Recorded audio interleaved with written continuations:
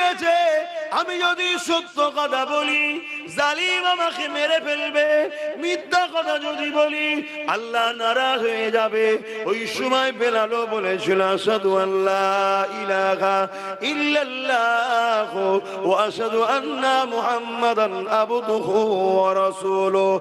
এই কথা শুনে উমাইয়া রেগে গেল, এও জালিয়ে বেলাল রে, আমি তোমাকে খরিদ করেছি, তুমি আমার কেনা গোলাম, ক্ষমতা এখন আমাদের হাতে, যা খুশি তাই করতে পারি, তোমাকে মেরে ফেলতে পারি। বেলাল কোনো বিচার তুমি পাবে না, কেউ বাধা দিবা থাকবে না। হযরতে বেলাল বলেছিলেন আমাকে যিনি বানিয়েছে তিনি আমাকে গরীব করে পরীক্ষা নিচ্ছে, আমাকে কৃতদাস করে পরীক্ষা নিচ্ছে। আর তোমাকেও যিনি বানিয়েছে তোমাকে ক্ষমতা দিয়ে পরীক্ষা নিচ্ছে। তুমি সেই ষোড়শটাকে ভুলে গিয়ে জালিম হয়ে গেলে, সেই ষোড়শটাকে ভুলে গিয়ে অত্যাচারী হয়ে গেলে। আর আমি বেলাল গরীব হতে পারি, আমার মালিক আমার অন্তরে রয়েছে, আমার রসুল আমার অন্তরে রয়েছে। আমি বেলাল আল্লাহ রসুলের জন্য আল্লাহর পরীক্ষায় আস্তে আস্তে জীবন দিয়া পছন্দ করি, তথাপিও তোমাদের সঙ্গে গিয়ে শান্তি সাম্রাজ্য নিতে, তোমাদের সঙ্গে গিয়ে ধন দৌলত নিয়ে আরাম আয়েশের জিন্দেগি চাই না।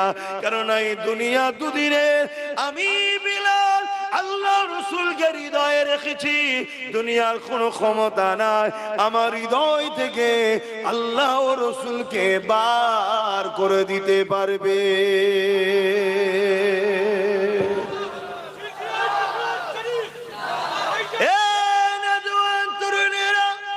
এই কথা যখন জালিম শুনলো, জালিম রেগে লাল হয়ে যায়।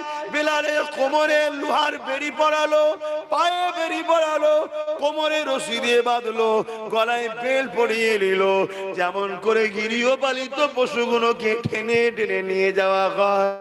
আরে গরিব বেলাল, হাফসি দেশের বেলাল, আমার রাসূলুল্লাহ দিবানা, আল্লাহর দিবানা, তাকে এইভাবে টেনে টেনে নিয়ে গিয়ে মক্কার বাজারে হাজির করলো। ভিড় জড়ো হয়ে গেল, ভিড়ের সামনে লোহাকে আগুনে দিয়ে গরম করে বেলালের ঠোঁটে মুখে ছ্যাঁকা দিতে লেগেছে। যে ছ্যাঁকার জন্যে বেলালের ঠোঁট ফেটে গিয়েছিল, ঠোঁট পুড়ে গিয়েছিল, তাই হযরতে বেলাল তুতলা হয়ে গিয়েছিল। বেলালের ঠোঁট গুলো, জীব গুলোকে পোড়াতে লেগেছে। এই অবস্থা তো বেলাল এই জবান দিয়ে বলতে লেগেছে লা ইলাহা ইল্লাল্লাহ মুহাম্মাদুর রাসূলুল্লাহ। এ যুবক মন দিয়ে শোনো, এখন পাপ তোমার কোমর পর্যন্ত উঠেছে, এখানেই যদি তুমি দাবিয়ে পায়ের তলায় নামাতে না পারো, এই পাপ আগামী দিন তোমার বুক পর্যন্ত উঠবে, এই পাপ আগামী দিন গলা পর্যন্ত উঠবে।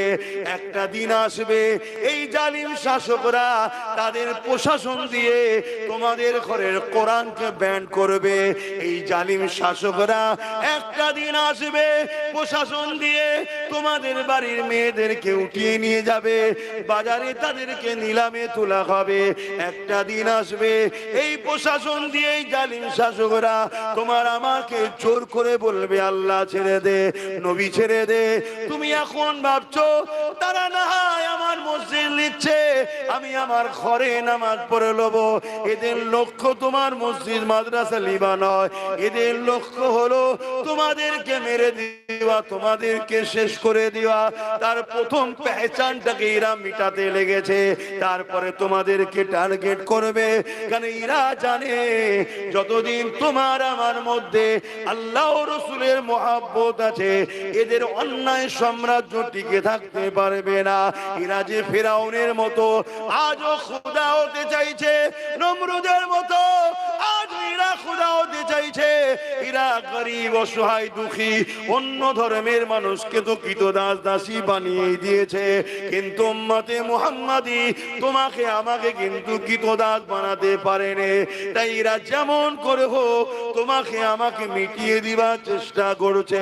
সেদিন বেলাল হুজুরের ওপরে মক্কার বাজারেতে নানা দিক দিয়ে অত্যাচার শুরু হয়েছে।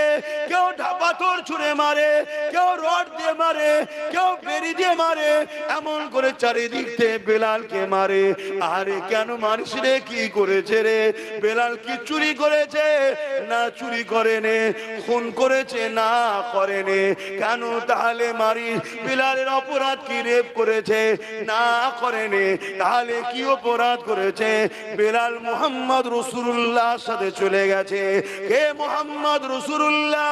ইনসাফের নাম, ইনসানিয়াতের নাম, মানবতার নাম, প্রেমের নাম, অধিকারের নাম, সর্বধর্মের মানুষের পক্ষে লড়াই করা ব্যক্তির নাম হলো মুহাম্মদ রাসূলুল্লাহ। সেই মুহাম্মদ রাসূলের দিকে চলে গেছে, এই জন্য বেলালকে মারা হতে লেগেছে। এই যুবকেরা, আজকে দিনও রেপিসকে গলায় ফুলের মালা দেওয়া হয়, আর সায়েন্টিস্টদের ঘরে জেলে ভরা হয়।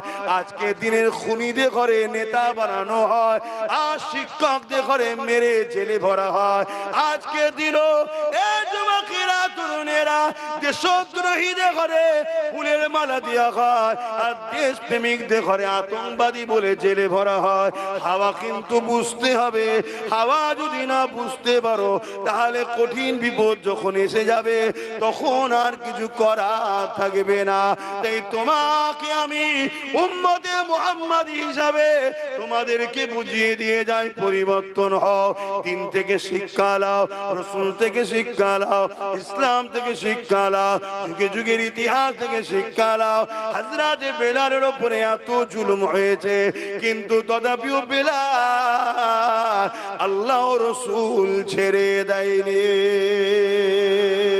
আরো জোরে বলুন সুবহান।